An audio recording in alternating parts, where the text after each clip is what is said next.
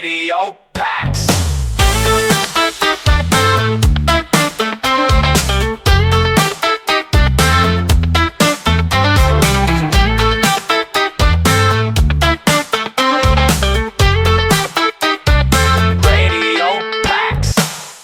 Bienvenido a Radio Pax.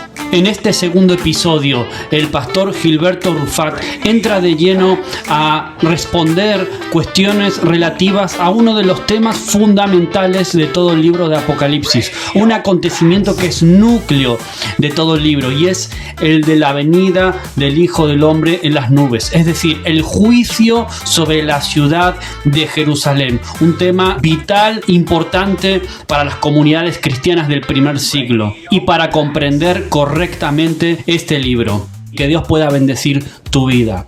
Bienvenido una vez más a Radio Pax.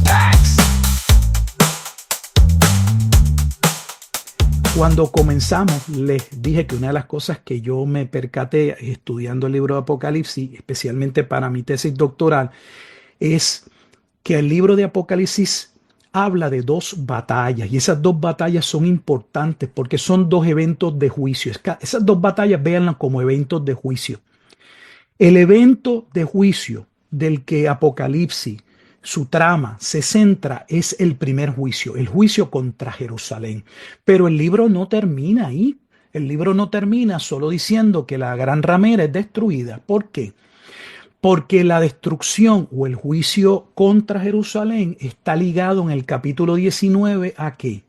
Al establecimiento formal del tiempo del nuevo pacto, del recasamiento de Dios. Por eso es que en Apocalipsis las bodas del Cordero, ¿dónde están ubicadas las bodas del Cordero? Al final del juicio de Armagedón. No lo va a ver en otro capítulo. El juicio aparece en el capítulo 19 de Armagedón, y ese juicio da paso a las bodas del Cordero, que es el cumplimiento del nuevo pacto, que a la vez da paso al periodo del milenio en el capítulo 20, y termina el periodo milenial con que Satanás, luego de haber sido apresado, es suelto, engaña a las naciones y las indispone esta vez ¿contra quién? Contra la ciudad amada, la esposa del Cordero, la iglesia.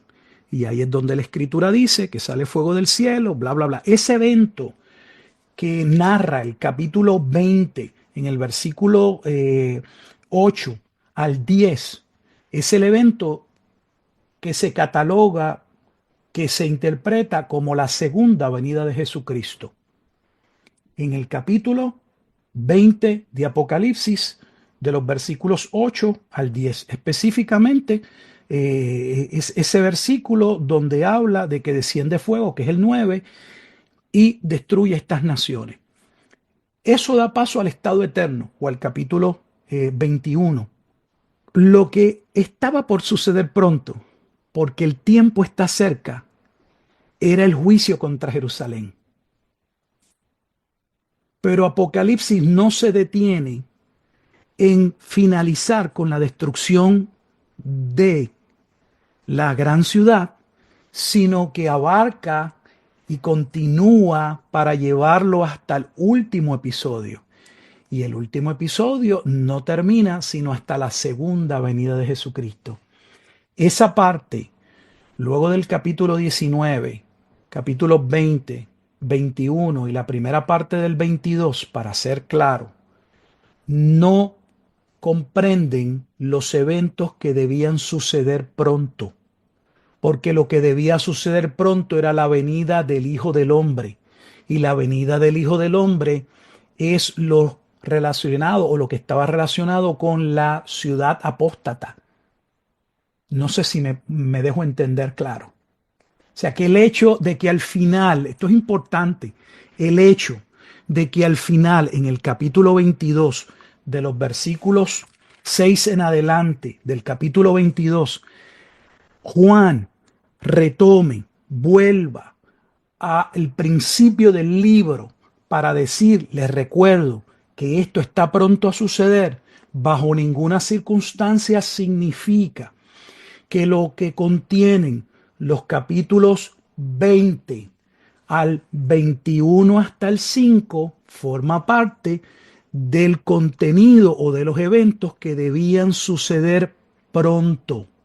Ustedes verán en el mismo medio de la gráfica que están viendo, está diciendo que Apocalipsis 1 al 19 corresponde a la venida del Hijo del Hombre. Si ven, el contenido mayor del libro de Apocalipsis se centra en ese juicio, el juicio contra la gran ciudad, contra la ciudad apóstata. Punto. El juicio contra Jerusalén, que corresponde a la batalla de Armagedón, que lleva a la destrucción del templo en el año 70 y que da paso a las bodas del Cordero. Déjenme explicarle un poco algo de las bodas del Cordero sin salirme, pero para que entiendan. La razón por la que ustedes ven las bodas del Cordero ahí es porque el lenguaje que se está usando con relación al pacto, nosotros hablamos, déjenme dar un paso atrás, nosotros hablamos del antiguo pacto y del nuevo pacto. Para que el pueblo de Israel pudiera entender, tuviera algo con que no se quedaran en una imagen abstracta, algo que no podían tocar, que no podían ver, que no podían palpar, para que entendieran qué tipo de relación, en qué tipo de relación se encontraban con relación a Dios, la forma en que debían verlo era como un pacto marital. Pues esto es muy importante. Por eso es que Dios habla o se asevera o se presenta como el esposo de Israel y Israel como su esposa. De hecho, esa es la razón que da paso al adulterio, porque ellos se encuentran en una relación de pacto, en un estado marital, casados con Dios, y cualquier intervención donde ellos entren en una relación, en otro pacto con cualquier otro pueblo, adoración a otros dioses, era visto como una violación del pacto, entiéndase como una violación del pacto marital. Eso es importante. ¿Qué pasa? Que el Antiguo Testamento destaca que la salvación del pueblo de Israel no ocurriría hasta que viniera el Mesías. Sería el Mesías quien establecería un nuevo pacto. El pueblo entraría en una relación marital diferente y en esa relación marital habría salvación y bendición. Esa relación marital inicia con la llegada del Mesías y su muerte en la cruz. O sea que cuando Jesús está muriendo en la cruz, la Escritura afirma, y Jesús mismo matizó o describió o aseveró, cuando estuvo hablando antes de morir en la cruz, en la cena, antes de morir, le dijo que Él daría su vida y que ellos estaban celebrando la Pascua, que de antemano hablaba de Él, y que aquella copa era la copa del nuevo pacto, y ese nuevo pacto está centrado en Jeremías capítulo 31, 31 al 34. O sea, que Jesús vendría a entrar en una relación con un pueblo y lo hace por medio de su muerte. Pero, aunque entre en una relación de pacto, el pacto marital o la visión de entender el matrimonio se daba en dos etapas, por así decirlo.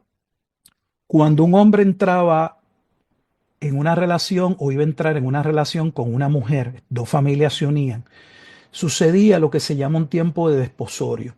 Entraba en una especie de contrato, se pagaba una o se daba una dote, eh, que viene a ser lo que nosotros damos hoy, por ejemplo, un anillo premarital o algo, donde lo que estamos estableciendo es que vamos a formalizar. Mi hijo, yo lo quiero para tu hija y dame tu hija para mi hijo. Esa relación inicia en la cruz, pero no finaliza en la cruz. ¿Por qué? No en términos salvíficos, no estoy hablando en términos salvíficos, sino que aunque Jesús muere en la cruz, inicia lo que es el nuevo pacto, el antiguo pacto no podía cerrar, no podía culminar sin que sucediesen los juicios y las maldiciones que estaban asociados a ese primer pacto. Para que tengan idea de lo que yo estoy hablando, porque alguien podría decir, pastor, en mi vida he escuchado yo eso me suena algo raro, quiero mostrárselo por la escritura. Porque en el año 70, una vez pasa la destrucción de Jerusalén, entonces formalmente es el tiempo en el que el esposo regresa por la esposa con la que ya ha hecho un pacto marital para culminar la boda. La boda finalizaba o se concretaba el día que el novio regresaba por la esposa. Y ese día que regresa por la esposa, en Apocalipsis se da en el capítulo 19, Por eso es que habla de las bodas asociadas al juicio con la llegada del Mesías. Llega y las que ya no participaron quedaron fuera y fueron ¿qué? Juzgadas. Por ejemplo, en el libro de Hebreos, un pasaje muy importante es el versículo 13, Hebreos 8:13. Por lo menos se los menciono para que luego ustedes lo puedan buscar. Mire lo que dice para que vean que hay una transición del antiguo pacto al nuevo pacto y eso no se dio de la noche a la mañana. Al decir nuevo pacto, el autor de Hebreos está hablando de que Jesucristo cumplió el nuevo pacto. Lo hace con toda claridad en el capítulo 8 y lo va a hacer igual citando a Jeremías en el capítulo 10. De hecho, lo hace desde el capítulo 7 hasta el capítulo 13 en que termina. Pero en el capítulo 8 y en el capítulo 10 va a citar directamente a Jeremías 31, que nuevamente es la porción que Jesús cita cuando está en la fiesta de la Pascua, en esa última Pascua con sus discípulos, dice, esta es la copa del nuevo pacto. Pero escuche, al decir nuevo pacto, ha dado por viejo el primero. ¿A qué primero se refiere? Al antiguo pacto. Y lo que se da por viejo, escuche, lo que se da por viejo está próximo a desaparecer. O sea, que hay un periodo de transición en el que Cristo muere.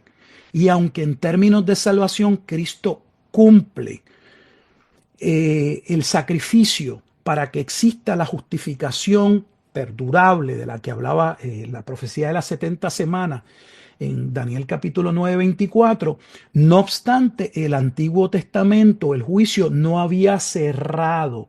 No había cerrado porque no podía cerrar sin los juicios y las maldiciones. Y usted dirá, ¿pero hay algún otro lugar en la Biblia que lo dice? Perdóneme, pues claro que sí. Voy a llevarlos a segunda carta a los Corintios, si no, apunte, porque le estoy dando los pasajes para que usted luego haga lo propio y estudie la Escritura y vea por usted mismo si lo que estamos diciendo se halla en la Escritura o no se halla en la Escritura. En segunda carta a los Corintios, capítulo 3, escuche bien, mi Biblia tiene una perícopa. Yo no sé si ustedes saben lo que es una perícopa, un encabezado, un título. Eso fue añadido posteriormente, como los capítulos y los versículos que no formaban parte del manuscrito original. A veces nos ayudan, a veces no. Mi Biblia tiene un título que dice Ministros del Nuevo Pacto. O sea que Pablo le está diciendo a los hermanos en su tiempo que ellos eran ministros del Nuevo Pacto. Ya nada más con eso. La mayoría de ustedes, si vienen del dispensacionalismo, tienen un problema brutal. Y les voy a decir por qué. Porque en su posición el nuevo pacto no se ha cumplido. Porque el nuevo pacto, según su posición dispensacional, no ocurre sino hasta el momento en que Dios salva a Israel dentro de la gran tribulación y dentro de esa posición eso no ha ocurrido. O sea que cada vez que ustedes celebran la cena del Señor y el ministro lee, esta es la copa del nuevo pacto, ustedes están yendo en contra de lo que Jesús estableció. Porque Jesús está diciendo que Él es el cumplimiento del nuevo pacto y ustedes dicen, no, el nuevo pacto no se ha cumplido porque eso no ha ocurrido, eso va a ocurrir en los 7 años de la gran tribulación. ¿Ustedes entienden lo que estamos hablando? Para mí es atroz. Pero vamos a segunda de Corintios capítulo 3. Porque si verán, yo los llevo a la Biblia. A mí no me interesa llevarlos un libro, que si fulano dijo, que si fue el otro dijo. Porque si nos quedamos en esa, nunca terminamos. Usted saca un libro y yo saco un libro. Usted saca un teólogo y yo le menciono otro teólogo. Y es una discusión que no va a ningún lado. ¿Sabe dónde tenemos que ponernos de acuerdo? En la Escritura. Podríamos tener diferencias, pero hay que ir a la Biblia. Porque la Biblia es la autoridad. Mire qué dice segunda de Corintios capítulo 3. Voy a iniciar en el versículo 6 y esta porción va a brillar. Escuche, escuche. Más que pregunta, estamos aprendiendo. Dice, el cual asimismo nos hizo, pasado, no futuro, nos hizo ministros competentes de un nuevo pacto. Ya estaban en el nuevo pacto. No de letra, sino del espíritu. Porque la letra mata, mas el espíritu vivifica. Y si el ministerio, escuche cómo le llama al antiguo pacto, escuche, pues no son mis palabras. Si el ministerio de muerte, grabado con letras en piedra, fue con gloria, tanto que los hijos de Israel no pudieron fijar la vista en el rostro de Moisés a causa de la gloria de su rostro, la cual había de perecer. ¿Qué iba de perecer? Aquella gloria del viejo pacto. No hemos terminado. Versículo 8 tiene una pregunta. ¿Cómo no será más bien con gloria el ministerio del Espíritu? Porque si el ministerio de condenación, está hablando del antiguo pacto, si el ministerio de condenación fue con gloria, mucho más abundará en gloria el ministerio de justificación. Porque aún lo que fue glorioso no es glorioso en este respecto, en comparación con la gloria más eminente. Así que teniendo tal esperanza usamos de mucha franqueza, y no como Moisés, que ponía un velo sobre su rostro, para que los hijos de Israel no fijaran la vista. Escuche ahora, en el fin de aquello que iba, ¿qué dice? De ser abolido. ¿Qué era lo que iba a ser abolido? El antiguo pacto. Porque el antiguo pacto, hermanos, nunca fue un medio de salvación. El antiguo pacto, según Gálatas capítulo 3, tenía como único propósito no nuevamente un camino alterno a la promesa de salvación en Cristo, sino el mostrarle al propio pueblo de Israel a través de la ley su incapacidad y la imposibilidad de poder ser salvos por ese pacto, ¿a modo de qué? De ser conducidos a Cristo. Eso es lo que dice la Escritura. Yo le estoy citando la Escritura, porque de nuevo a mí, el que me conoce, yo lo que cito es la Biblia. Te podría estar, pues, no sé, tener una interpretación diferente, pero yo voy a la Escritura, porque yo creo que la Escritura interpreta la Escritura. Eso a mí me ha salvado, me ha abierto los ojos, y por muchos años como pastor lo que me dediqué fue a leer libros y a estar repitiendo lo que todo el mundo decía, claro, específicamente los que eran los teólogos entendidos, según la gente, ¿no? Y llevo ya unos años que me he dado cuenta y le pido perdón a Dios y le digo, Señor, gracias. Si hubiese leído más la Biblia y si hubiese buscado esos pasajes de referencia, si realmente hubiese aplicado las reglas de hermenéutica, porque mire que mucho se dice, y aquí termino, que los pasajes difíciles, oscuros en la Escritura deben ser interpretados a la luz de los más claros, pero no lo hacemos. Empezamos, no, que yo creo, que a mí me parece, que aquí dice, que el teólogo tal dice, que en el seminario. Hermano, si no puede ir a la Escritura, si usted no puede buscar un libro, un capítulo y versículos, usted no está interpretando la Escritura con la Escritura.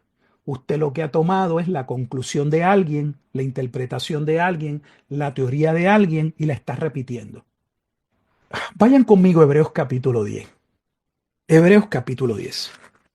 El capítulo 10, Hebreos tiene un sinnúmero de advertencias, pero esta es una de las advertencias clave para poder relacionar el fin de aquella era, como ya lo vimos en el 8.13, Hebreos 8.13, que lo que estaba pronto a desaparecer era el antiguo pacto, que claramente ese juicio debía acontecer en un tiempo relativamente corto. Se los voy a probar, escuche bien.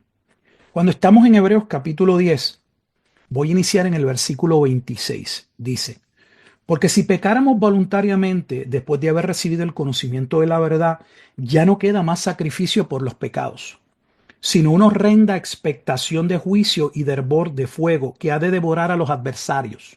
¿Quiénes son los adversarios? Aquellos que retornaban al sistema de sacrificio y se apartaban de Jesucristo, no veían en Jesucristo el cumplimiento realmente de lo que las profecías habían dicho.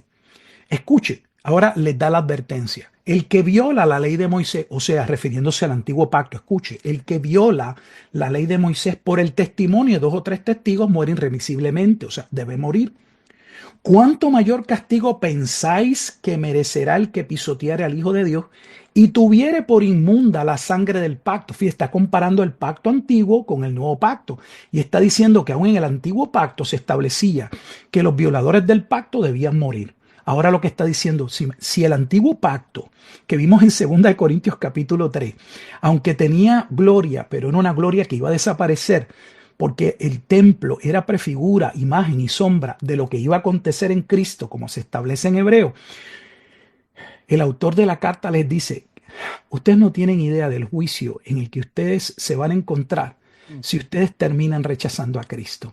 Pero van a ver, todavía no he terminado. La sangre del pacto, el cual fue santificado e hiciera frente al Espíritu de gracia. Pues conocemos al que dijo, aquí viene la parte, preste atención, es el versículo 30 y lo vamos a ver. Pues conocemos al que dijo, mía es la venganza, yo daré el pago, dice el Señor. Y otra vez el Señor juzgará a quién. ¿A quién venía a juzgar? Dice al mundo, A su a pueblo. su pueblo. Y yo le voy a probar que es a su pueblo. Si usted mira en su Biblia, y nuevamente no tiene que tener una Biblia de estudio, la gente compra Biblias de estudio y con toda honestidad, en muchas ocasiones pierden su tiempo y su dinero, porque luego toman las citas de un comentarista como si fueran la Biblia, como si fueran escritas divinamente por Dios. Y lejos de hacer su propio estudio, que es lo que estamos haciendo, mira lo que estamos haciendo. Mi Biblia en Hebreos capítulo 10, versículo 30, tiene dos pasajes y dice que yo debería ir a Deuteronomio 32, 35 y 36. Ya vamos a ver por qué eso es súper importante. Mira dónde me lleva. Me lleva a Moisés. Y uno dice, espera, Moisés. ¿Y qué tiene que ver Moisés con el juicio? Ya va a ver por qué. Ahora, ¿cuándo debió ocurrir este juicio? Porque está hablando de un juicio. Le dice que los violadores del pacto, los que toman como inmunda la sangre del nuevo pacto, o sea, la obra de Cristo, van a ser juzgados. ¿Cuándo serían juzgados? Por espacio de tiempo, adelanto, en el mismo Hebreos capítulo 10, al versículo 37. Dice, porque aún un poquito, y el que ha de venir vendrá y no tardará. Eso dice, ¿no? ¿Le parece que ahí está hablando de 1000 años, 2000 años, 3000 años? Mm. Mire lo que dice, escuche bien, yo lo dirijo a la escritura, porque aún un poquito, y el que ha de venir vendrá y no tardará. ¿Quién es el que viene? Oh, viene el día de venganza. Pero nos dijo que el día de venganza era algo que había hablado Moisés. ¿Qué es eso? El cántico profético de Moisés. Vaya conmigo a Deuteronomio 31, antes de entrar al 32, y aquí termino. Y lo escucho. Espero que mientras haga esto, sé que me extiendo, pero esté contestando o aclarando algunas otras, ¿verdad? Conceptos que podrían no estar claros. Deuteronomio, vamos al quinto libro de la Biblia, el Pentateuco, la ley, y quiero que ustedes por favor vayan conmigo al capítulo 31, si no apúntelo para que usted posteriormente pueda. Yo tengo un libro que se titula así mismo, El Cántico Profético de Moisés, que nuevamente vuelvo y me pongo a la disposición, no estoy vendiendo libros, con gusto se lo hago llegar. En ese capítulo 31, Josué es nombrado como sucesor de Moisés. Mírelo al principio del capítulo 31. Tiene una perícopa, tiene un encabezado, tiene un título. Mi Biblia dice, Jesús es nombrado sucesor, Josué es nombrado sucesor de Moisés, ¿cierto? Porque este es el momento en el que Dios ya claramente le ha dicho a Moisés, Moisés, tú no vas a pasar a entrar a la tierra prometida, quien va a conducir al pueblo a la tierra prometida va a ser Josué. Pero Dios le dice a Moisés, ve y busca a Josué y preséntate en el tabernáculo porque yo me voy a manifestar y les voy a hablar. Miren lo que Dios les va a decir. Adelanto al versículo 16. Deuteronomio 31, 16. Escuchen y van a ver que esto es Apocalipsis. Esto es Hebreos 10. En Deuteronomio, escatología en Moisés. Ustedes no tienen idea. Y Jehová dijo a Moisés, escuche, he aquí, tú vas a dormir con tus padres, y este pueblo se levantará y fornicará. La violación o la gran ramera, fornicará tras los dioses ajenos de la tierra a donde va para estar en medio de ella, y me dejará e invalidará mi pacto que he concertado con él. Este mismo libro, debo decirle, que en el capítulo 28 expresa qué significa violación de pacto. Y son maldiciones. Son los mismos juicios que usted está viendo en el libro de Apocalipsis. Pero bueno, continúo. Mira lo que dice el 17. Y se encenderá mi furor, el Dios que viene en ira, se encenderá mi furor contra él, ese él es contra el pueblo, en aquel día. Los abandonaré y esconderé de ellos mi rostro y serán consumidos y vendrá sobre ellos muchos males y angustias y dirán, esos males y angustias son los que usted ve cuando comienzan a abrirse los sellos, las trompetas y las copas por violación de pacto. ¿Cuándo iban a suceder esos juicios?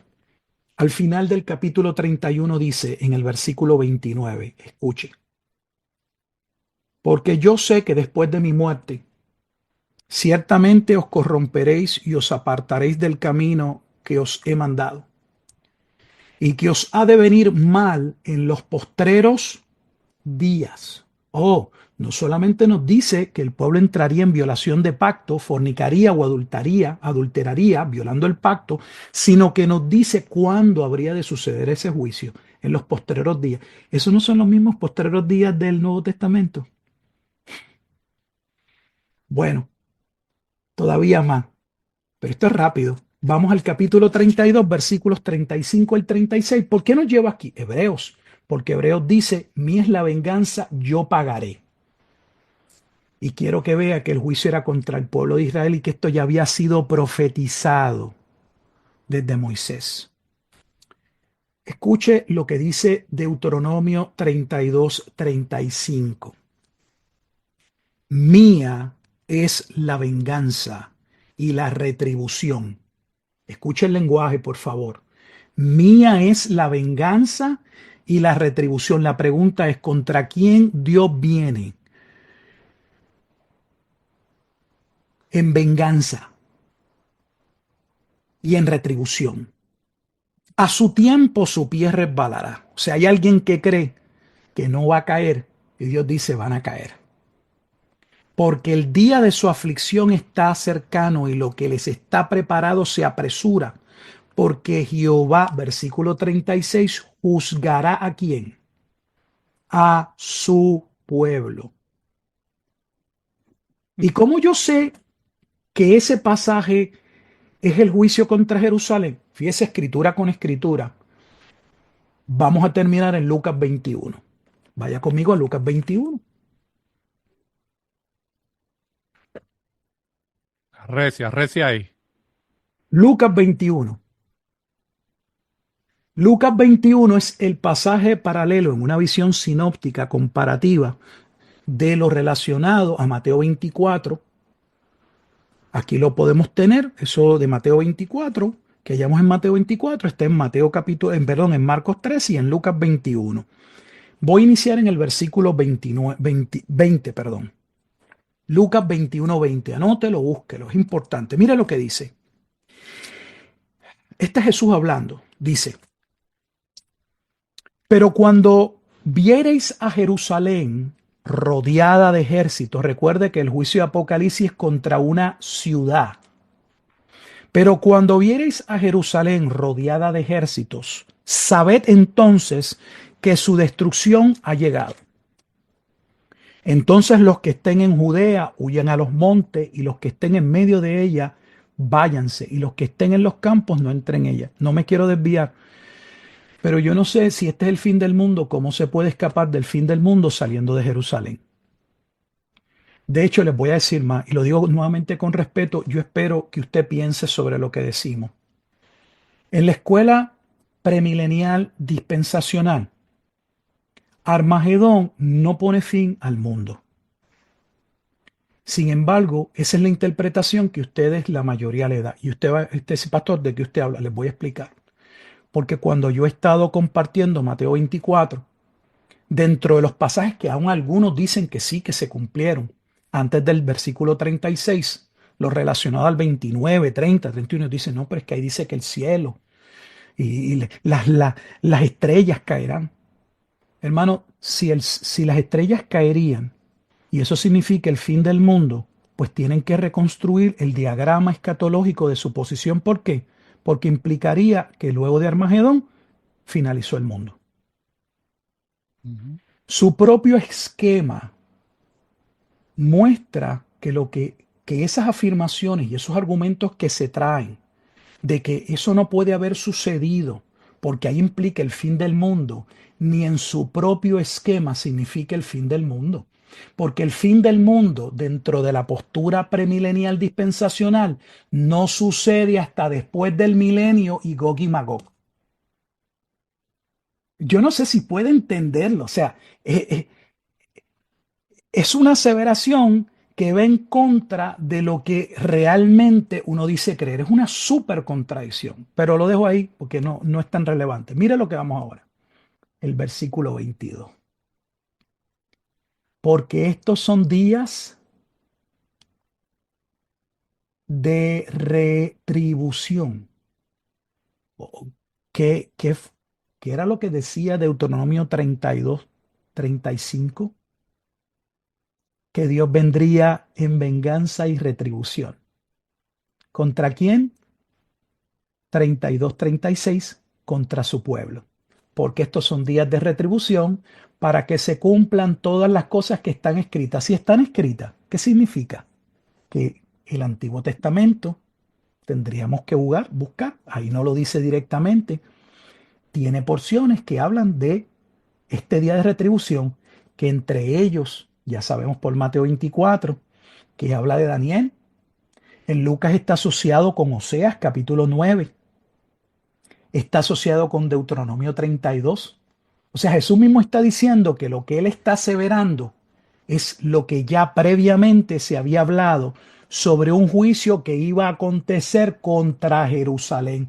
Y ese Génesis, el principio de esa profecía, es la profecía del cántico profético que Dios le da a Moisés. No hemos terminado para que vea que es contra el pueblo. Mire el 23, dice, mas hay de las que estén encintas y de las que críen en aquellos días, porque habrá gran calamidad en la tierra. No, pastor, ahí dice que es la tierra. Ya hemos dicho que la tierra es una referencia al pueblo que está ligado a un antiguo pacto, y dentro de ese pacto había una promesa con relación a la tierra. E irá sobre este pueblo, y caerán a fila de espada, y serán llevados cautivos a todas las naciones. Le pregunto, si van a ser llevados cautivos, ¿cómo puede ser el fin del mundo? Pues yo no sé cómo la tierra se puede destruir. Van a llevar a uno preso a otra nación. No ve que hay cosas que no es que no cuadran, no hay manera de cuadrarlas. No hay pega, no hay imán que las pegue. No hay manera. No es el fin del mundo. No se está hablando del fin del mundo. Dice, y Jerusalén será hollada. Hollada es pisoteada. Hollada es juzgada. Es una expresión de juicio. Es la misma expresión del Salmo 110 cuando habla del juicio y dice que el rey se sentará a poner a todos sus enemigos por estrado de sus pies. O sea, él se les va a parar encima. El Salmo 68 dice que les aplasta las cabezas. Que sus vestidos se tiñen de sangre, que es Isaías capítulo 63, que es Apocalipsis 14 y es el que viene en el caballo blanco en Apocalipsis 19, que dice que sus ropas están bañadas de sangre, porque viene de juzgar, de cumplir el juicio, de pisar la viña, el lagar de la ira de Dios. Eso es lo que dice la Escritura, si usted compara Escritura con Escritura. Eso es lo que yo he hecho. Jerusalén será hollada por los gentiles hasta que los tiempos de los gentiles se cumplan, porque eso va a dar paso aquí, al periodo milenial, al periodo del reino.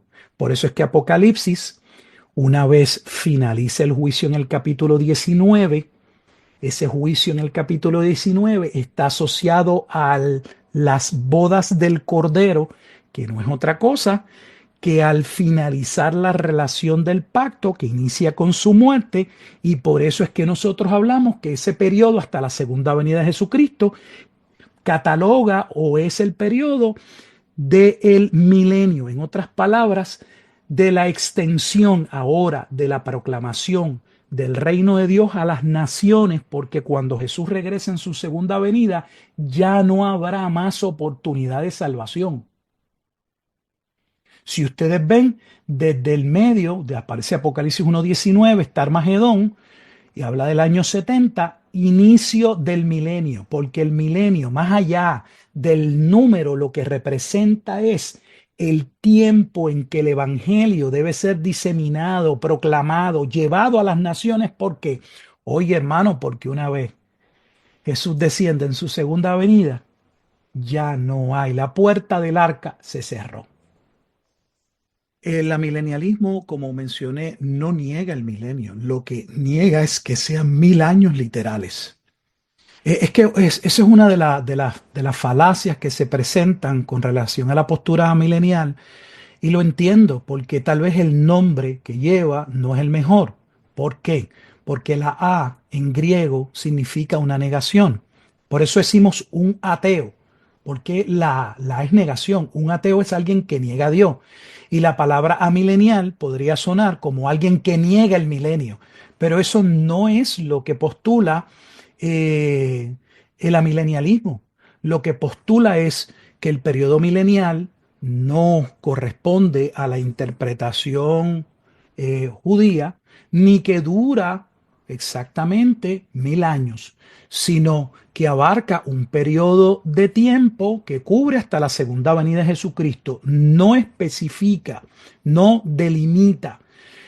Pero la parte más importante, que casi nadie le presta atención, y yo no entiendo por qué, porque realmente es lo más importante. ¿Qué rayo es lo que sucede en el milenio?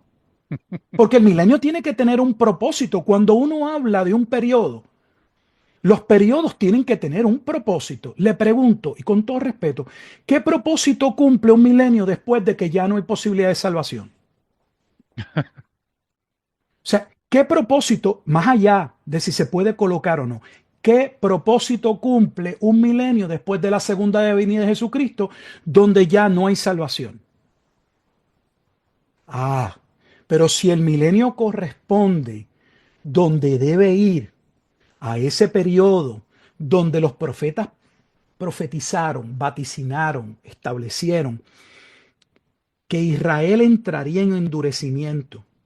Eso está en el cántico profético. Eso es Deuteronomio 32:21. Dicho sea de paso, ese es el pasaje de referencia de Romanos capítulo 11, 25 al 27, que la mayoría nunca menciona cuando están interpretando Romanos 11, lo que muestra que no conocen el texto. Cuando Pablo está hablando en Romanos capítulo 11 y está hablando todo el tiempo del endurecimiento de Israel, que están ciegos, eso fue profetizado a Moisés en el cántico profético en Deuteronomio 32:21. ¿Y qué se le profetizó? Que ese pueblo no creería en su mayoría, pero que eso daría paso a que el evangelio entonces fuera a quién, a los gentiles. La tarea de predicar el evangelio al mundo entero no se hace en un día. Hay un periodo en el cual ese evangelio debía ser predicado a los gentiles. ¿Por qué? No solo porque debe llegar al mundo, sino porque, una vez más, cuando llegue la segunda venida de Jesucristo, significa el fin. ¿Qué significa el fin en términos salvíficos? Que todos y cada uno de los que han de ser salvos, tienen que ser salvos, ¿qué? Antes de ese periodo, no puede haber una persona, sea por predestinación y elección divina, o sea por los que crean que los que van a ser salvos fueron predestinados porque Dios vio que serían salvos, porque ellos elegirían. Los que van a ser salvos, que Dios lo sabe, y nadie puede decir que Dios no sepa quiénes van a ser salvos, tienen que ser salvos antes de la segunda venida de Jesucristo. Por lo tanto, ese es el periodo donde la iglesia tiene la responsabilidad de proclamar el evangelio y de continuar en ese sentido la expansión del reino, la proclamación, porque va a haber un día, como pasó en el tiempo de Noé, que la puerta del arca se va a cerrar. Hablar de un milenio después que la puerta del arca se cierre, eh, no entiendo qué propósito cumple y mucho menos, con todo respeto, si luego entonces van a decir que se van a llevar a cabo sacrificios. Lo que es con toda honestidad, yo no puedo decirles otra cosa. Yo lo considero, y le hablo claro, usted puede estar en contra de mí, yo lo considero una herejía. Yo considero una herejía que la propia Escritura establezca que Jesucristo murió una sola vez y para siempre y que no hace falta ningún tipo de otro sacrificio, y luego la iglesia proclame que por 1000 años se van a estar haciendo sacrificios. Si eso es así, entonces, con todo respeto, no critiquemos a los católicos, porque en su misa ellos creen que están repitiendo la escena de la crucifixión y llevándose a cabo un sacrificio, porque eso es lo que representa la misa católica. Solo que ellos la tienen antes y ustedes la van a colocar, o algunos de ustedes la van a colocar en el futuro. En Mateo capítulo 10, cuando Jesús selecciona a los que son sus apóstoles, los envía, el evangelio, la confirmación debía llegar a todo el territorio de Judea, a todo.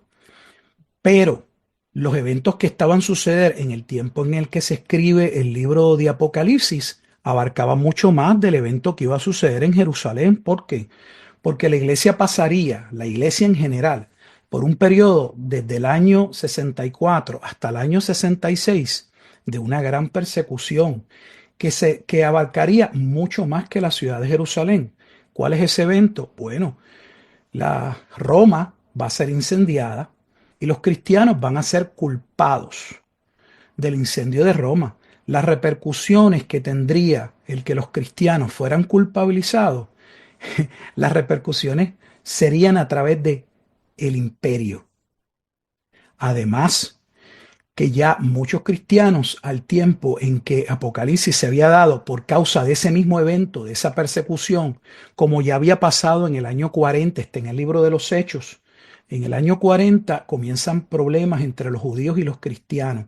De hecho, esa es la razón por la que se llevan a conocer Aquilas y Priscila con Pablo. ¿Por qué Aquila y Priscila se van a conocer con Pablo? Porque salen huyendo de Roma. ¿Por qué salen huyendo de Roma? Por Claudio. ¿Qué pasó en el tiempo de Claudio? Los judíos comenzaron a perseguir la iglesia, como lo vemos en el libro de los Hechos, y eso creó un sinnúmero de problemas en Roma. Y Claudio comienza una persecución dentro de Roma. O sea, desde muy temprano los cristianos comienzan a ser perseguidos y van a ir asentándose, van a ir moviéndose al Asia Menor. De hecho, ese también fue el lugar donde Juan tomaría parte de su ministerio. El hecho de que las cartas vayan dirigidas principalmente a 7 iglesias en el Asia Menor no significa, no disminuye que el juicio sería en el mundo entero, ni que no les afectaría lo que iba a suceder, porque lo que iba a suceder tendría implicaciones sobre todo el imperio, sobre todo el imperio. ¿Por qué? Está en Mateo 24. Jesús dice que habría guerra sobre guerra. Si alguno de ustedes tienen la posibilidad para que puedan ver lo que estoy diciendo históricamente, solo lean las guerras de los judíos de Flavio Josefo. Hubo guerras por todo el imperio, por todo el imperio. No solamente guerras que se levantaron por razón del evento que va a escalar hasta la destrucción de Jerusalén, sino también guerras motivadas porque la bestia o Nerón, cuando muere, no deja un sucesor. Nerón no tiene un hijo y Roma va a entrar en conflictos. Va a haber una lucha de poderes. Y van a salir legiones de todas partes del imperio para pelearse unos con otros. Los hermanos debían ser advertidos como se les advierte porque vendrían tiempos difíciles. Esa es la razón. O sea, usar Apocalipsis capítulo 2 y 3 para decir que porque hay unos mensajes directos a unas naciones, que eso significa que el evento como en Jerusalén no les va a afectar, o que pues eso significa entonces que el impacto sería fuera de Jerusalén y es al mundo. Pues sí, el impacto del juicio, los eventos que están asociados a las guerras de los judíos abarcó mucho más que la extensión de Jerusalén. pero lo que se acentúa, lo que se matiza principalmente era la destrucción y lo que sucedería el juicio contra la ciudad de Jerusalén. Pero no estaba limitado, por si eso es la visión, a Jerusalén. Los creyentes tienen que irse moviendo y en estos lugares de Asia Menor ya había una gran cantidad de cristianos de origen judío que habían venido moviéndose desde Claro. el año 40, porque los Bien. eventos están en el libro de los Hechos, se está hablando de una persecución todo el tiempo. Pasa que la Biblia no entra en los detalles, por ejemplo, en el libro histórico de los Hechos, de qué es lo que sucede en el tiempo de Claudio. Yo le estoy diciendo para que ustedes lo puedan buscar y lo pueden corroborar. Busquen la persecución o la expulsión de los judíos en el año 40, 40 y tanto al principio por Claudio y van a ver lo que estoy hablando. Y de hecho, Claudio es el padrastro de Nerón, quien posteriormente va a ser la persona de la que se habla que su número da número 666 o el gobernador número 6 dentro de Apocalipsis capítulo 17 cuando dice 5 emperadores han caído, 5 reyes han caído y el que ahora está es ese sexto era César Nerón, que era no el hijo literalmente de la carne, pero estaba ligado a Claudio. O sea, se da un sinnúmero de eventos que van a abarcar toda la extensión del imperio. Y va a haber una gran concentración ya ese tiempo, al tiempo de Apocalipsis. Recuerden más aún, le doy otro detalle, que la iglesia sale de Jerusalén no solo ante la invasión romana. La escritura o la historia muestra que hubo movimientos de los cristianos fuera de Jerusalén. Desde antes, porque Jesús ya les había advertido que debían salir, lo acabamos de leer en Lucas capítulo 21. Así que esa es la razón. Esas ciudades a las que se está llevando el Evangelio, aunque salen del periodo de la extensión, eran ciudades donde estaban ubicadas principalmente sinagogas judías. Y es sobre la base de la conversión de principalmente de aquellos que son llamados de las sinagogas judías que se establecen las nuevas iglesias. Ninguno de los líderes de esas iglesias eran gentiles. Imagínense si en el libro de Hechos ni tan siquiera todavía creían en ese momento dado, en ese primer concilio de la iglesia, que los gentiles podían pasar a ser parte de la iglesia. ¿Usted cree que los judíos podían tener a un pastor gentil? ¿Cómo podían surgir las iglesias con gentiles que no conocían la palabra de Dios? ¿Cómo podían pastorearla? No, los dirigentes de esas iglesias eran líderes dentro de esas sinagogas que tenían un conocimiento de la escritura errado, diferente, pero al venir a Cristo entendían ahora cómo ese Antiguo Testamento se había cumplido en Cristo y eran a esos líderes a los que se constituían como los pastores de esas nuevas iglesias. No pueden perder eso de vista porque esa es la historia y está la historia narrada en el libro de los Hechos. Una de las cosas que a mí me sorprendió cuando estuve trabajando en mi tesis de grado fue el encontrarme con que la posición o la datación del libro de Apocalipsis está fechada con un padre de la iglesia. O sea, eh, principalmente el año 95 viene de Ireneo. Yo no lo podía creer, con toda honestidad, no sabía que la evidencia para fechar nuevamente que el libro de Apocalipsis fue escrito en el año 90 al 95, principalmente el 95, era por el padre de la iglesia del segundo siglo, Ireneo. El problema es que en el segundo siglo tenemos otros padres de la iglesia que veían todo de manera diferente. Por ejemplo, Clemente de Alejandría entendía que la profecía de las 70 semanas se había cumplido. O sea, tenemos dos padres de la iglesia con visiones totalmente diferentes. De hecho, aprovecho la oportunidad para aquellos de ustedes que están escuchando la cantidad de atrocidades que se dicen en las redes sociales, de, de que todos los padres tenían la misma visión. Hay personas que dicen que se leyeron a todos los padres, se los leyeron 7 veces.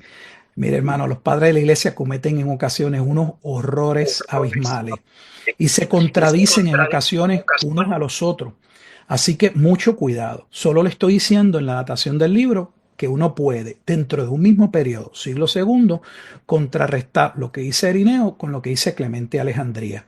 Uno ve o uno puede desprenderse de Ireneo que ese tiempo de la profecía de Daniel está en un futuro y Clemente de Alejandría claramente entiende que la profecía de las 70 semanas se cumplió. Por otro lado, cuando se va a detallar, cuando se va a establecer cuando un libro es escrito, en cualquier campo, no solamente en la escritura, debe proceder la información del propio libro. ¿Usted no cree que debe ser que la datación de un libro debe proceder del propio libro? O sea, de aquellas aseveraciones del contexto que se nos va proveyendo en el libro, si no es claro, que nos pueden ayudar a ubicarnos en qué periodo, en qué momento está ocurriendo. Por ejemplo, si se está hablando de una fecha, si se está hablando de un líder específico, pues obviamente hay un líder específico que se está mencionando. Ese líder tiene una vida y esa vida lo delimita ¿qué? A un tiempo. Y si ese evento está pasando dentro de la vida de esa persona, pues no podemos ubicar entonces el libro en otro periodo, ¿ves? Y así sucesivamente. Entonces, cuando estamos estudiando el libro de Apocalipsis desde el inicio, el propio libro nos dice que lo que está siendo narrado es algo que iba a suceder pronto. Vamos a las cartas de la iglesia, capítulos 2 y 3. Y el lenguaje, las falsas doctrinas, lo que la iglesia está enfrentando, son movimientos claramente judíos dentro de la iglesia, lo que invita claramente a ubicarnos dentro del primer siglo, pero principalmente antes de la destrucción de Jerusalén. Cuando, por saltar, vamos al capítulo 11, se habla del templo. Juan sale, y no podemos hablar de un tiempo futuro porque el capítulo 11 no lo podemos desligar del capítulo 10, y es en el capítulo 10 al que se le dice a Juan que debe salir a predicar, a continuar predicando el evangelio antes del juicio. Y una de las cosas que se le dice es que mida la ciudad. Esa imagen de salir y medir a la ciudad es exactamente lo que había pasado en el tiempo de Ezequiel, y quien va a llevar a cabo ese proceso es Juan. Eso no podía hacerlo Juan si el templo estaba destruido, lo que claramente significa que el templo todavía está de pie. De hecho, habla de que se están llevando a cabo sacrificios. O sea, todo en el libro apunta claramente al tiempo del primer siglo. Por ejemplo, cuando nos ubicamos en el capítulo 13, y se está hablando de aquel cuyo valor numérico da 666 o el famoso 666, Juan le dice que con sabiduría ellos podían saber quién era.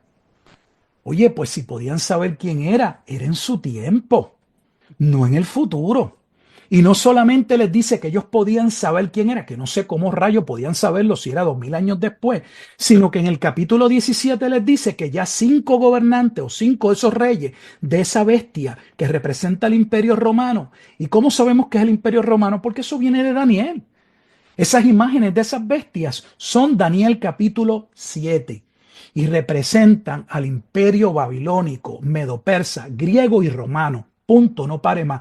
De hecho, el propio capítulo 7 dice que la venida del Hijo del Hombre, lo dice en varias ocasiones, acontecería en los días del cuarto imperio o la cuarta bestia. Y esa cuarta bestia es Roma. Y en el capítulo 17 se nos dice que 5 líderes han caído, pero ellos estaban viviendo en el periodo del que era el sexto. ¿Y quién es el sexto? Nerón. Y luego no solamente nos dice eso, que todavía es más claro, porque dice, el que viene debe durar muy poco tiempo. De hecho, no solamente el que venía después de él, los otros 3 que sucederían a Nerón durarían muy poco tiempo, porque Roma se va a ver en el tiempo de la era en la que hubo 4 Césares, donde finalmente va a terminar Vespasiano, un general, siendo constituido como el César, y va a salir Galba, Otón y Vitelio. Van a durar meses. Del año 68 al año 69, Roma vive 4 emperadores, donde uno de ellos ni tan siquiera tenía ninguna sangre, ni linaje, ni procedía de una familia aristocrática para venir a ser un César.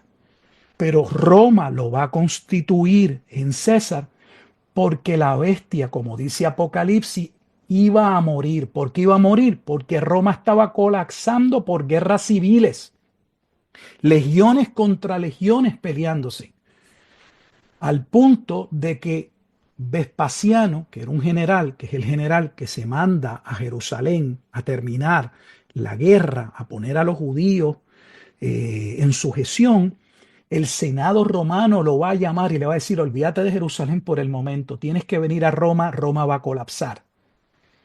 Y se van a dar cuenta de que necesitan de Vespasiano en Roma para traer estabilidad. Por eso lo hacen emperador, y esa es la razón por la que Apocalipsis dice que la bestia que estaba muerta o que iba a morir resucita.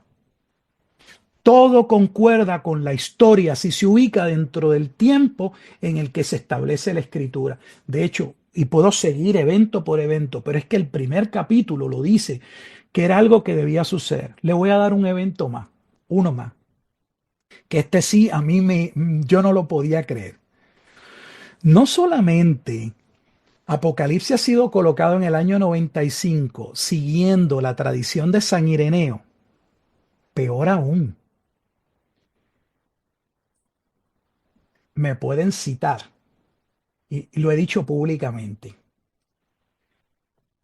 Todavía estoy esperando que alguien me muestre dónde está la evidencia de una gran persecución en el tiempo de Domiciano.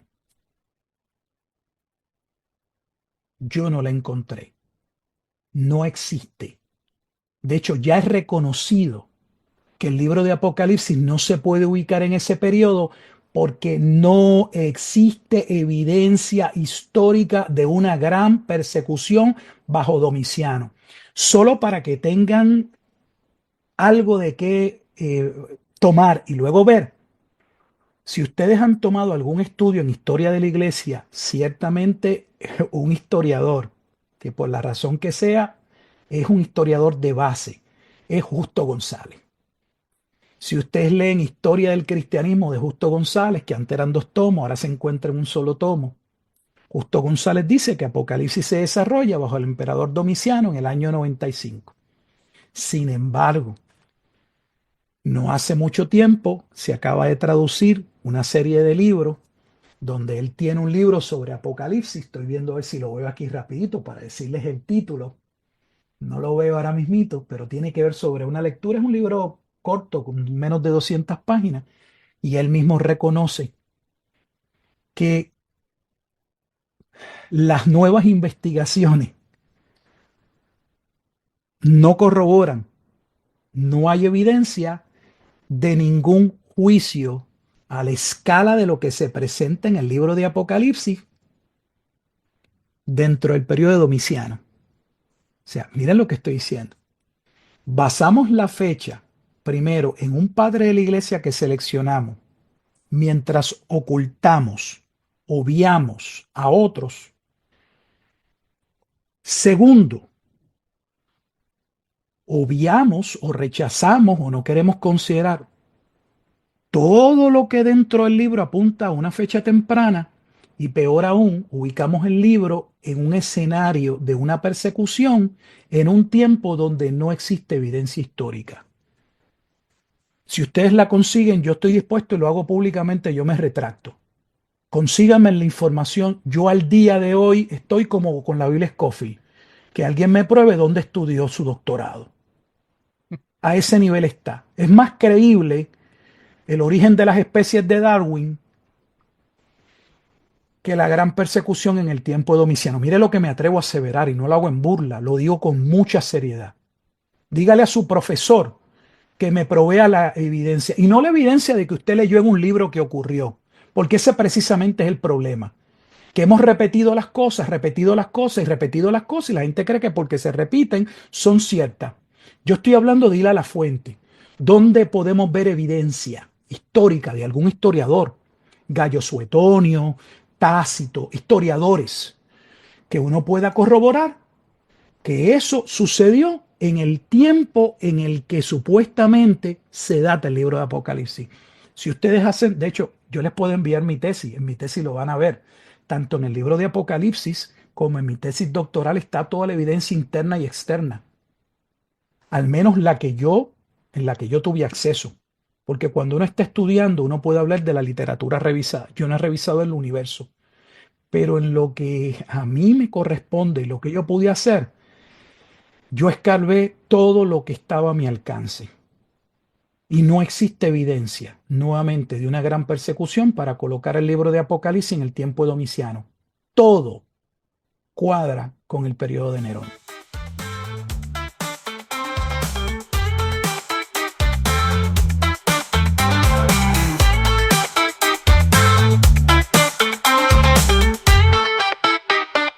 Radio Pax.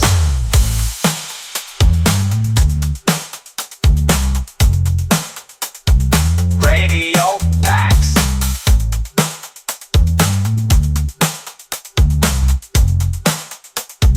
Radio